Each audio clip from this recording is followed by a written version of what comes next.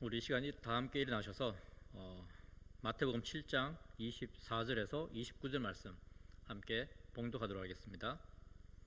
마태복음 7장 24절에서 29절 말씀입니다.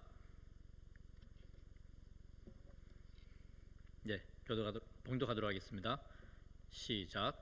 그러므로 누구든지 나의 이 말을 듣고 행하는 자는 그 집을 반석 위에 지은 지혜로운 사람 같으리니 비가 내리고 창수가 나고 바람이 불어 그 집에 부딪히되 무너지지 아니하나니 이는 주초를 반석 위에 놓은 연고요. 나의 이 말을 듣고 행치 아니하는 자는 그 집을 모래 위에 지은 어리석은 사람 같으리니 비가 내리고 창수가 나고 바람이 불어 그 집에 부딪힘에 무너져 그 무너짐이 심하니라. 예수께서 이 말씀을 마치심에 무리들이 그 가르치심에 놀래니 이는 그 가르치시는 것이 권세 있는 자와 같고 저희 서기관들과 같지 아니함일러라. 아멘. 기도하시겠습니다. 하나님 감사합니다. 오늘 이 예배도 주님 함께하여 주시고 하나님의 임재함 가운데 우리의 마음이 주님을 더욱 향할 수 있는 귀한 시간으로 인도하여 주시옵소서. 이 시간 주님께 온전히 의뢰합니다. 예수님의 이름으로 기도드립니다. 아멘. 예, 성도님들, 오늘은 우리에게 친숙한 두 건축자의 비유를 통해서 하나님의 말씀, 그 말씀 가운데서 우리가 교훈을 얻기를 원합니다. 오늘 말씀은 우리에게 말합니다. 누구든지 하나님의 말씀을 듣고 행하는 자는 반석 위에 세워진 집과 같이 안전한 삶을 살아갈 수 있다라고 말입니다. 성도님들, 하나님의 말씀을 듣고 행하는 삶은 우리에게 환난을 이겨낼 수 있는 힘이 됨을 기억하시길 바랍니다. 여기서 주목해야 하는 사실은 말씀을 듣고 아는 것도 중요하지만 본문은 우리에게 말씀을 듣고 알고 그 아는 것을 행하는 삶이 더 중요하다라고 말하고 있다는 사실입니다. 일단 24절 말씀을 좀 살펴보도록 하겠습니다. 제가 한번 읽어보도록 하겠습니다. 그러므로 누구든지 나의 이 말을 듣고 행하는 자는 그 집을 반석 위에 지은 지혜로운 사람 같으리니. 먼저 이 구절이 우리에게 요구하는 첫 번째 믿음의 태도는 바로 듣는 것입니다. 듣는 것을 강조하는 것은 아무리 강조해도 지나치지 않겠죠. 우리의 믿음 생활과 우리가 구원에 이르게 되는 그 모든 과정의 시작이 바로 들음이기 때문입니다. 같은 의미로 말씀을 읽는 것도 그리고 설교를 듣거나 큐티를 하는 것도 다 이 과정에 속한 것이라고 할 수 있을 것입니다. 자, 그렇다면 지금 24절에서 말하는 이 말이라는 것은 구체적으로 무엇을 가리키는 걸까요? 1차적으로는 5장 17절 이후의 말씀, 즉 산상수훈의 본론적 말씀을 말하고 있고, 그리고 2차적으로는 우리에게 말씀하신 예수님의 그 모든 가르침이라고도 할 수 있을 것입니다. 이처럼 예수님의 가르침이 너무나도 중요한 것임에는 틀림이 없지만 저와 여러분이 더 주목해야 하는 것은 그것을 행하는 믿음이라는 사실입니다. 그 이유는 바로 앞 본문이 우리에게 하신 말씀 때문인데요. 21절의 말씀을 한번 보십시오. 21절 말씀 제가 읽어볼게요. 나더러 주여 주여 하는 자마다 천국에 다 들어갈 것이 아니요 다만 하늘에 계신 내 아버지의 뜻대로 행하는 자라야 들어가리라. 여기서 예수님은 하나님의 말씀에 대한 전문적인 지식을 갖춘 바리새인들과 서기관들을 책망하시면서 말뿐인 신앙이 얼마나 위험하고 의미 없는 것인지를 이야기하셨습니다.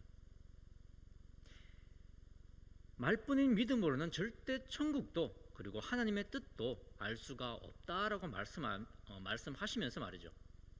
그리고 이어서 하신 말씀이 바로 오늘 저와 여러분이 읽었던 본문 말씀인데, 예수님은 지금 제자들에게 나의 이 말을 듣고 행하는 자라는 이 표현을 통해서 들은 말씀을 행하는 믿음이 얼마나 중요한 것인지를 우리에게 말씀해주고 계십니다. 그렇다면 성도님들, 이쯤에서 질문을 하나 드리겠습니다. 하나님의 말씀을 듣고 행하지 않는 자들과 하나님의 말씀을 듣고 행하는 자들은 어떻게 다를까요? 두 말하면 잔소리겠지만 듣고 행함이 없는, 즉 하나님의 말씀을 지식적으로 알되 행함이 없는 자들은 그 말씀에 대한 지식을 자신의 유익을 위해 사용하게 된다라는 사실입니다. 15절에서 말하는 거짓 선지자들처럼 양의 탈을 쓰고 이리와 같은 행세를 하게 되는 것이죠. 다시 말하면 이들이 영적인 리더의 자리에 앉게 된다면 양들을 돌봄의 대상이 아니라 자신의 배를 불리는 수단으로만 생각하게 된다라는 것입니다. 하나님의 말씀을 지식적으로만 알게 될 땐 말입니다. 이뿐 아니겠죠. 이런 자들의 삶에서는 어떤 선한 열매도 맺을 수 없을 것입니다. 17절 이후의 이야기는 바로 이러한 사실을 잘 말해주고 있죠. 이와 같이 좋은 나무마다 아름다운 열매를 맺고 못된 나무가 나쁜 열매를 맺나니, 참 지당한 말씀 아닙니까? 누구든지 행함이 없다면 하나님의 뜻을 알 수 없고 그분의 뜻과는 다른 그런 못된 열매를 맺게 될 것이 분명합니다. 또 있습니다. 7장 1절 말씀을 한번 보십시오. 비판을 받지 아니하려거든 비판하지 말라. 하나님의 말씀을 지식적으로만 아는 자들이 범하기 쉬운 그러한 못된 열매가 바로 이런 것입니다. 저와 여러분도 항상 이 부분에서 넘어지고 있죠. 성도님들, 다음 사실을 꼭 기억할 수 있으시기를 바랍니다. 하나님의 말씀에 대해 알고 그리고 예수님이 어떤 가르침을 주시는지를 기억하는 것 아주 중요합니다. 하지만 그 내용은 이리도 알고 있어요. 거짓 선지자들도 잘 알고 있습니다. 나쁜 열매를 맺는 못된 나무들도 하나님이 어떤 말씀을 하셨고 예수님께서 무엇을 가르치셨는지를 알고 있습니다.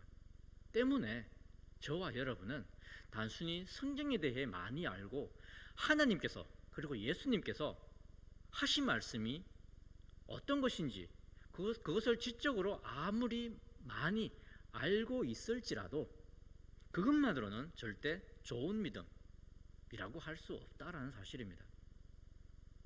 그래서 우리에게는 하나님의 말씀을 듣고 행하는 믿음이 요구되어지는 것입니다.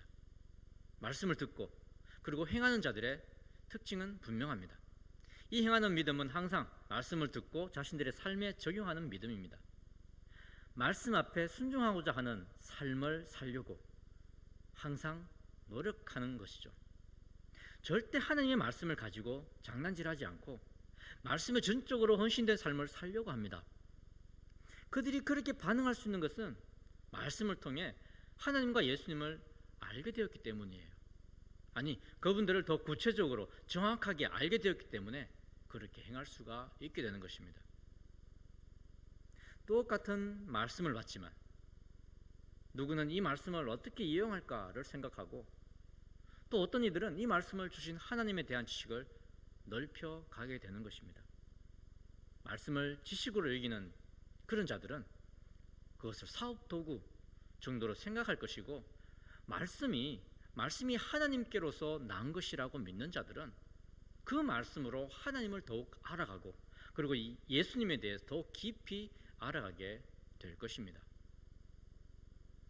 그러니 이러한 자들은 쉽게 말씀 앞에 순종할 수 있게 되는 거죠.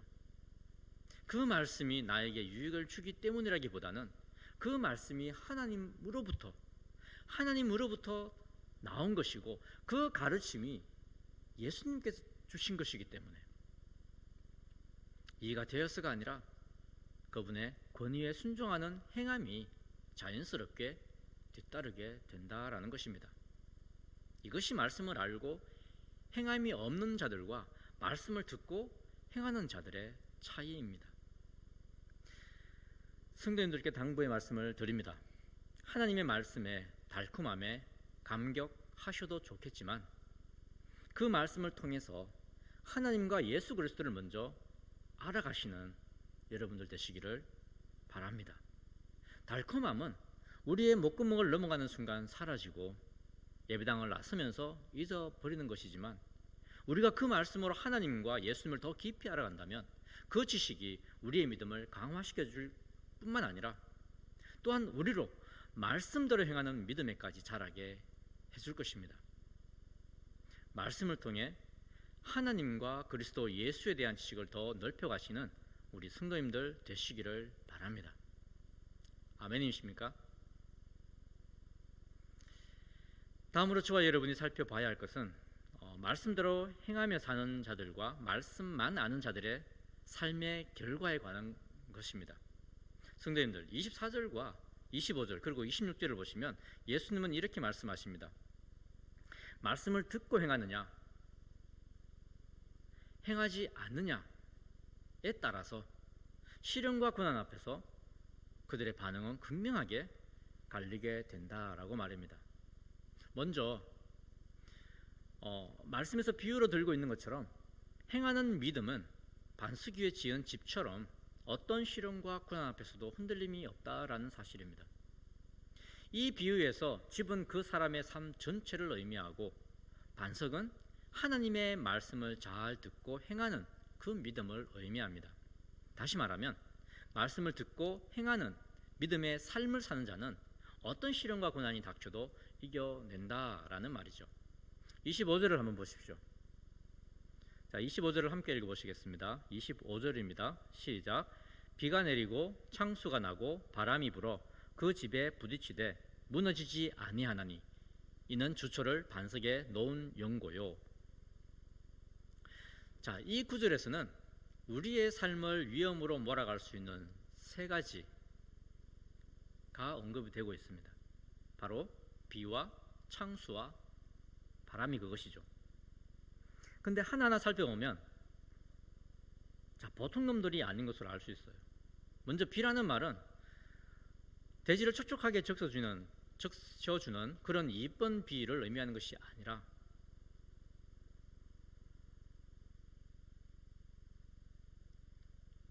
어떤 비를 의미하느냐 하면은 이 비는 폭우를 의미합니다. 폭우. 보통 말하는 집중호우라든가 게릴라성 폭우라는 말과 같이 한꺼번에 엄청나게 많은 양을 쏟아붓는 비를 말합니다. 자, 그리고 창수는 무엇을 말하는 걸까요? 자, 이 창수는 갑작스러운 폭우로 엄청나게 불어난 하천의 물을 말하는 것으로 가까이서 보면 정말 살아있는 것 같고 가까이 있으면 우리를 삼킬 것 같은 기세를 하는 그 급류를 말하는 거죠. 폭우로 엄청나게 몰아치는 계곡물을 한번 연상해 보시길 바랍니다. 가끔씩 뉴스를 보면 계곡에 고립된 사람 구조하는 장면들이 나오잖아요. 정말 그런 장면 위험스럽고 아찔하지 않습니까? 자, 그리고 여기에 예수님은 바람이라는 또 하나의 위험 요소를 언급을 하는데, 이 역시 지금 저와 여러분들이 느끼고 있는 이 봄바람 그리고 시원한 바람이 아니라 광풍을 의미한다라는 겁니다. 광풍. 팔레스타인의 남쪽과 동쪽은 사막입니다. 그래서 뜨거운 햇살이 달아오른 이 햇살로 인해서 달아오른 공기가 광풍을 만들어내기도 하는데, 이 광풍은 단순히 그 바람의 강도가 센 것이 아니라 뜨겁고 그리고 건조하기까지 해서 사람뿐만 아니라 동물과 특히 식물에게는 아주 위험스러운 그러한 존재이기도 합니다. 성도님들, 우리는 이러한 폭우와 급류 그리고 광풍급에 해당하는 시련과 고난이 우리의 인생에 언제 어떤 모습으로 몰아칠지 아무도 모릅니다. 이러한 시련과 고난은 우리가 원하는 때에 오는 것도 아니고 오히려 우리가 원하지 않은 때에 우리를 더 큰 고통으로 몰아가는 경우가 많다는 것이죠. 좀 분산되어서 오면 어떻게든 버텨볼 텐데, 참 아이러니하게도 시련과 고난은 우리를 무너뜨릴 목적으로 맞춤형으로 제작된 것들처럼 한꺼번에 몰려온다는 겁니다. 믿는 자든 믿음이 없는 자든, 하나님의 말씀을 듣고 아무 생각 없이 살아가는 사람이든, 아니면 말씀을 듣고 그 말씀대로 행하며 살아가고자 하는 믿음의 사람이든, 시련과 고난은 누구도 가리지 않고 찾아오게 됩니다. 근데 이때 진짜 믿음과 가짜 믿음이 구별된다라는 사실 또한 잘 알고 계실 것입니다. 어떻게 해요? 진짜 믿음은 시련과 고난이 몰아쳐도 절대 흔들리지 않는다라는 거죠. 비와 창수와 바람이 불어 집에 부딪혀도 그 집은 반석 위에 지어졌기 때문에 절대 무너지지 않는다고 말하고 있습니다. 반면에 듣고도 행함이 없는 자들은 어떻게 된다고 성경은 말하고 있나요? 그렇습니다. 이 집은 모래 위에 지어진 것처럼 항상 불안하고 폭풍우가 몰아치면 쉽게 무너져 버린다라고 말하고 있습니다. 무엇 때문이라고요? 그 집이 반석이 아니라 모래 위에 세워졌기 때문에. 성도님들, 우리의 믿음이 행함이 없는 것이라면 그런 거짓 신앙생활의 끝은 결국 이런 종말을 맞이하게 될 것입니다. 27절을 한번 보십시오. 비가 내리고 창수가 나고 바람이 불어 그 집에 부딪힘에 무너져 그 무너짐이 심하니라. 무너지다라는 말은 극단적인 의미로 망하다, 죽다라는 의미도 가지고 있습니다. 행함이 없는 믿음은 결국 시련과 고난 앞에서 철저히 망하게 된다는 사실이죠. 이 땅 위에서의 인생은 그로 인해서 항상 불안하고 흔들리게 될 것이고, 종말의 때에는 그 부족한 믿음으로 말미암아서, 행함이 없는 믿음으로 말미암아서 아마 하나님의 심판대 앞에서 영원한 죽음을 맞이하게 될 것입니다. 성도님들, 저와 여러분은 반드시 말씀을 듣고 행하는 지혜로운 자의 삶을 살아가기를 원합니다. 이런 자들의 특징을 말씀드리자면, 이들은 일뿐만 아니라 사람들과의 관계에도 열심을 다하며 살아간다는 것입니다. 반면에 행함이 없는 자들의 경우는 그 반대의 삶을 살겠죠. 본문을 보시면 지혜로운 사람은 반석 위에 집을 짓고 어리석은 자들은 모래 위에 집을 짓는다라고 말하고 있지 않습니까? 왜 그러냐면, 지혜로운 사람은 비와 창수와 바람이 일 것을 알고 집을 지을 때 반석이 나올 때까지 모래 땅을 판다라는 거예요. 성도님들, 이 과정이 얼마나 힘든 일인지 한번 상상해 보셨나요? 아마 굉장히 힘들 거예요. 굉장히. 모래 땅을 안반이 나올 때까지 파는 일은 정말이지 많은 수고와 땀을 요하는 일일 것입니다. 그래도 이런 과정을 거쳐 세워진 집이어야 어떤 어려움이 몰아쳐도 무너지지 않는 법이니까 지혜로운 자들은 끝까지 안반이 나올 때까지 그 땅을 팔 것입니다. 근데 행함이 없는 자들은 어떨까요? 그들은 게을러서 움직이는 것 자체가 다 싫습니다. 이들도 시련과 고난이 갑작스레 들이닥치게 될 것을 알지만 지금 당장의 편함과 즐거움을 위해서 수고하려 하지 않는다라는 사실입니다. 모래를 파지 않고 그 모래 위에 집을 짓게 되는 거죠. 결국 어떻게 됩니까? 비가 오고 창수가 나고 바람이 불면 다 떠내려가고 말지 않겠습니까? 아무리 멋지고 아름다운 집을 지으면 무엇하겠습니까? 폭풍우가 몰아치면 다 쓸려가 버릴 텐데요. 이처럼 말씀을 듣고 행한다는 것은 믿는 자들의 삶에 굉장히 중요한 의미를 가집니다. 한 가지만 더 나눠보도록 하겠습니다. 듣고 행한다라는 말, 한 단어로 말하면 무엇일까요? 듣고 행한다. 순종이죠, 순종. 그래서 듣고 행하는 자는 그 집을 반석 위에 짓는 것이다 라는 이 말을 순종이 집보다 우선이 된다라고 말할 수 있을 거예요. 한번 곰곰이 생각해 보십시오. 그렇다면 성도님들, 여기서 집은 무엇을 의미하는지 이것도 한번 생각해 보시길 바랍니다. 그렇습니다. 우리가 우리의 믿음을 밖으로 드러내는, 나타내는 모든 행위가 바로 집이라고 할 수 있어요. 그러니까 다시 말하면 순종이 우리의 다른 어떤 믿음의 삶보다 우선이 된다라는 말입니다. 이해가 되시나요? 자, 예를 들면 순종은 기도보다 우선이 되며 순종은 금식보다도 우선이 된다라는 거예요. 순종은 찬양보다도 우선이 되며 헌금 생활보다도 우선이 된다라는 말입니다. 그리고 순종은 구제와 전도와 선교보다도 우선이 된다는 사실도 우리는 알아야 할 것입니다. 마지막으로 순종은 제사와 예배보다도 중요한 것입니다. 왜냐하면 하나님의 말씀을 듣고 그 말씀대로 행하고자 하는 믿음이 없이는 어떤 우리의 거룩한 행위도 거짓이 되기 때문이에요. 사무엘상 15장 22절에서 사무엘은 여호와 하나님 앞에서 이런 고백을 합니다. 사무엘이 이르되 여호와께서 번제와 다른 제사를 그의 목소리를 청조하는 것을 좋아하심같이 좋아하시겠나이까. 순종이 제사보다 낫고 듣는 것이 순양의 기름보다 나으니. 자, 이렇게 기록되어 있습니다. 여기서 사용된 청종이라는 말과 듣는다라는 말은 그 말 속에 행함까지 포함하고 있다라는 사실은 아마 우리 성도님들 잘 알고 계시리라 믿습니다.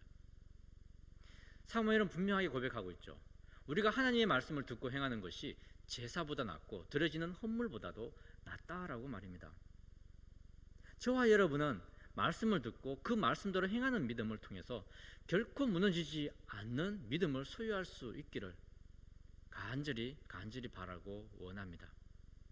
어떠한 믿음의 행위보다 하나님의 말씀을 듣고 그렇게 행하는 순종의 삶을 가장 우선시할 수 있는 저와 여러분들 되시기를 바랍니다. 아멘입니까? 네, 그렇습니다. 그렇게 우리가 말씀을 항상 가까이 하는 것은 아주 중요한 신앙의 요소이며 동시에 우리가 그 말씀대로 행해야 하는 것은 모든 것보다 우선이 되는 것임을 성도님들 기억하시길 바랍니다. 자, 그렇다면 마지막으로 이제 우리는 왜 하나님의 말씀대로 행해야 하는지 하나님의 말씀 그 자체를 놓고 좀 고민을 해보도록 하겠습니다. 방금까지는 우리가 하나님의 말씀을 듣고 행해야 하는 그 이유를 결과론적인 측면에서 나누었어요. 듣고 행하면 비가 내리고 창수가 나고 바람이 불어도 무너지지 않는 믿음을 소유하게 되고, 듣고 행하지 않으면 비가 내리고 창수가 나고 바람이 불면 우리의 신앙이 심하게 무너지게 된다라고 그렇게 이야기를 했었죠.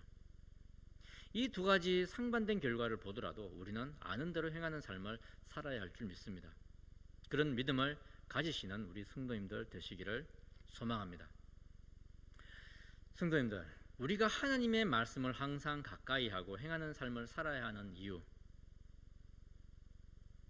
그것은 하나님의 말씀과 그리스도 예수의 가르침만이 우리의 마음과 그리고 생각을 항상 새롭게 할 수 있기 때문입니다. 사실 예수님의 가르침이 우리에게 유익한 이유는 그의 가르침이 우리의 생각을 지지해주고 우리의 감성을 풍성하게 해주기 때문이 아닙니다.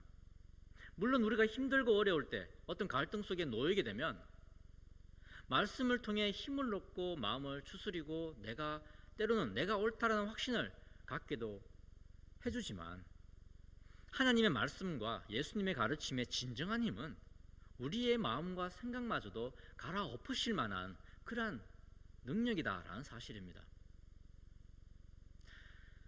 어떻게 예를 들어야 좋을지 잘 모르겠지만 만약입니다. 우리 각자에게 5만 원권이 담긴 사과 박스가 주어졌다라고 칩시다. 좋으시죠? 자, 이 돈을 금고에 넣어두고 죽을 때까지 감상용으로 사용하는 것이 옳은 것일까요?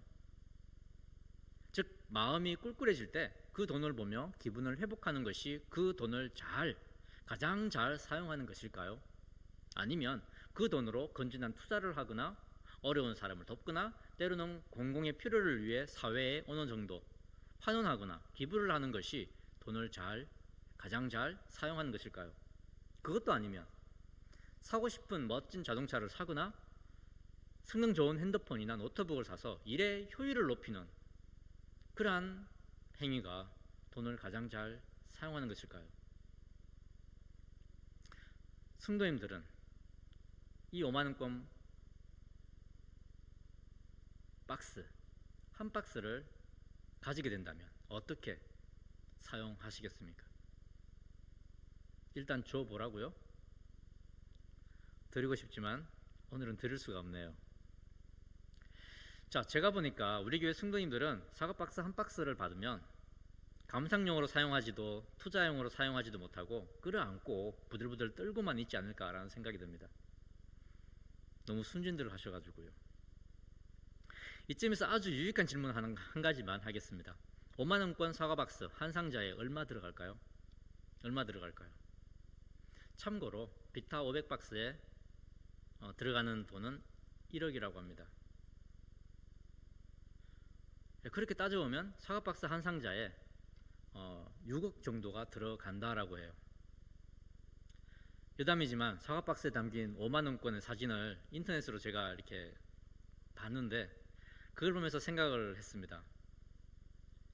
진짜 얼마 되지 않거든요. 한 요만큼밖에 안 되거든요. 6억이라는 돈이. 근데 사람들이 이 박스에 돈을 채우기 위해서 얼마나 죽을 똥 살 똥 살아가는지 우린 잘 알고 있잖아요. 참 그 사진을 보니까 정말이지 돈맛이 뚝뚝 떨어지더라고요. 무슨 이야기를 하다가 삼천포로 빠졌는지 모르겠지만, 자, 중요한 것은 이것입니다. 세상에 존재하는 모든 물건에는 그 존재 목적이라는 것이 있습니다. 그 목적대로 사용될 때 진정한 가치를 발휘하게 되는 것이죠. 하나님의 말씀과 예수님의 가르침도 마찬가지입니다. 우리는 많은 경우에 말씀을, 하나님의 말씀과 예수님의 그 가르침을 감상용으로 사용하려고 하고, 말씀을 통해서 마음의 위로만 받으면 그것으로 충분하다라고 생각할 때가 참 많습니다. 말씀을 읽고 내가 몰랐던 어떤 사실을 깨달으면 은혜 받았다라고 말합니다. 하지만 어떤 이들은 이 말씀이 우리에게 주어진 진짜 목적에 집중을 하고 그 말씀의 능력이 자신의 삶에서 나타나도록 행하려고 노력한다라는 사실이에요. 여러분들은 어느 편에 서 있습니까? 28절을 보시게 되면 예수님의 가르침이 얼마나 충격적인 것인지 알 수 있을 거예요. 일단 제가 한번 읽어볼게요.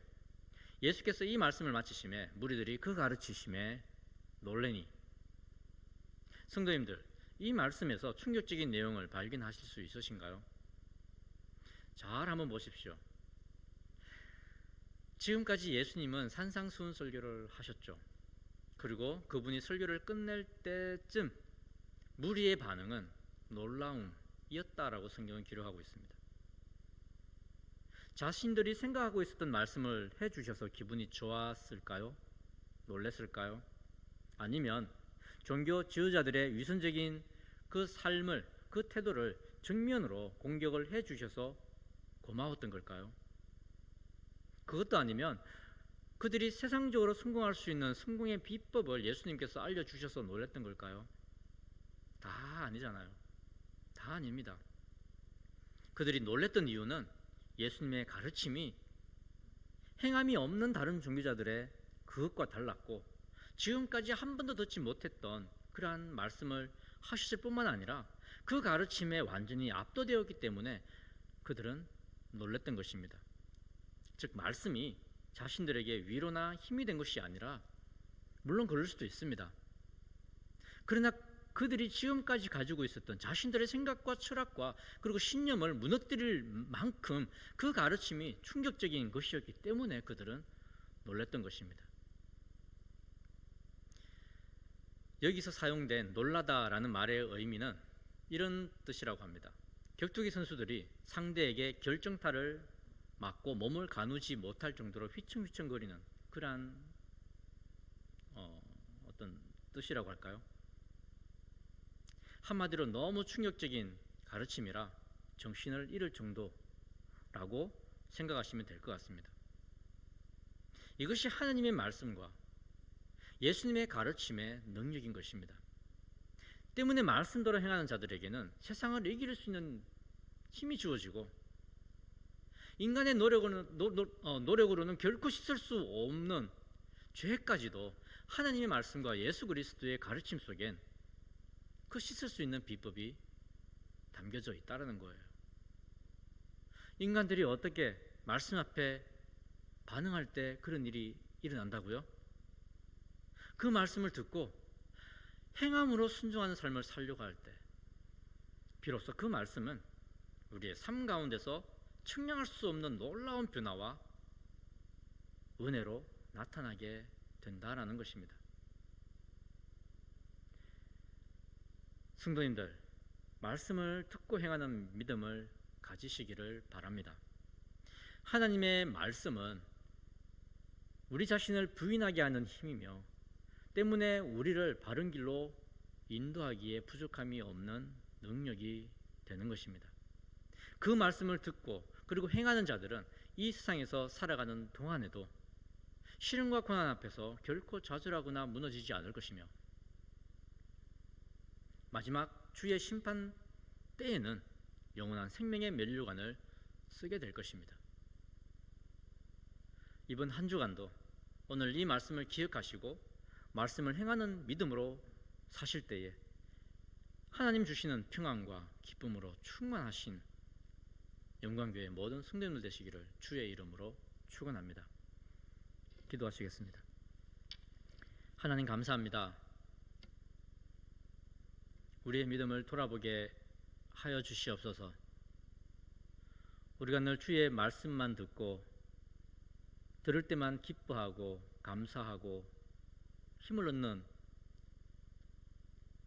말씀 앞에 그러한 반응을 하는 자들의 모습이 아니라, 물론 그러한 것도 필요하지만 하나님의 말씀의 진정한 능력을 우리로 하여금 경험할 수 있도록 인도하여 주시옵소서.